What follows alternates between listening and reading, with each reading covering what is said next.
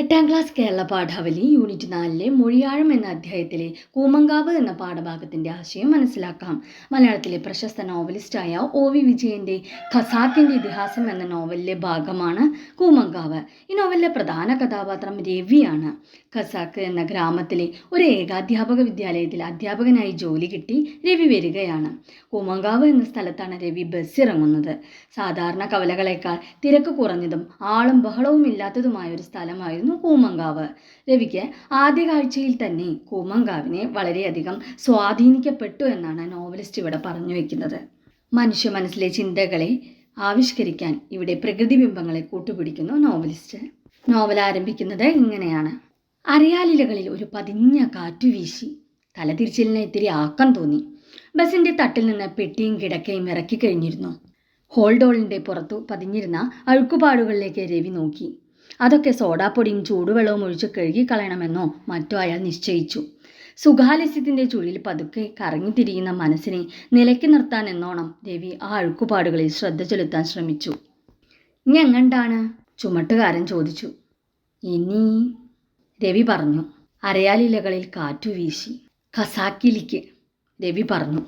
ഏറുമാടങ്ങളിൽ ഒന്ന് സർവത്ത് പീടികയായിരുന്നു. 2 സർവത്ത് രവി പറഞ്ഞു.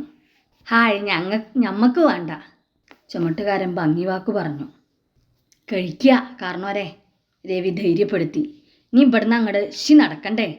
വേവട പിടിപ്പിച്ച നരകപടത്തിന് മുമ്പിൽ ഇരുന്നുകൊണ്ട് പീടികക്കാരൻ ഗ്ലാസുകൾ കലത്തിൽ മുക്കി കഴുകി വെച്ച് നന്നാരി സർവത്തിൻ്റെ കുപ്പി തുറന്നു. ഷോഡ വേണോ? വേണ്ട. ഐസ് ഉണ്ടോ? ഐസില്ല, പക്ഷേ വെള്ളം ഐസിലും തണുപ്പാണ്.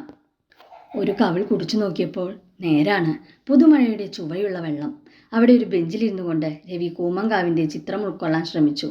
നിലത്തറഞ്ഞ തേക്കിൻ കുറ്റികളിൽ കയറ്റി നിർത്തിയിട്ടുള്ള 4-5 ഏറുമാടങ്ങളായിരുന്നു കൂമങ്കാവങ്ങാടി.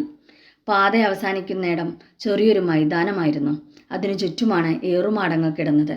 അവയുടെ പുറകിൽ തുവരക്കാടുകളിലും വാഴക്കൂട്ടങ്ങളിലും നഷ്ടപ്പെട്ട കുടിലുകൾ. അവയ്ക്കെല്ലാം മുകളിൽ ബലിഷ്ഠകായന്മാരായ മുത്തച്ഛന്മാരെ പോലെ പടർന്നു നിന്ന മാവുകൾ, നീല ഞരമ്പോടിയ പരന്ന തണലുകൾ. ഇത്രയുമാണ് പഠിക്കാനുള്ള പാഠഭാഗം. ഈ നോവൽ അവസാനിക്കുന്നതും കൂമങ്കാവിൽ തിരികെ ബസ് കയറി പോകാനായിട്ട് രവി വന്നു നിൽക്കുന്നത് ചിത്രീകരിച്ചുകൊണ്ടാണ്. അവിടെ വെച്ച് പാമ്പ് കൊത്തിയുള്ള രവിയുടെ അവസാനം നോവലിസ്റ്റ് കാണിച്ചു തരുന്നതും ഇതേ കൂമങ്കാവിൽ വെച്ചാണ്. ആസ്ട്രോഫിസിക്സിൽ ഗവേഷണം നടത്തക്കത്തക വിധത്തിൽ ഉയർച്ചയിലെത്തിയ രവിയാണ് എല്ലാം ഉപേക്ഷിച്ച് ഒരു ഏകാധ്യാപക വിദ്യാലയത്തിലെ അധ്യാപകനായി ഖസാക്കിൽ എത്തിച്ചേരുന്നത്.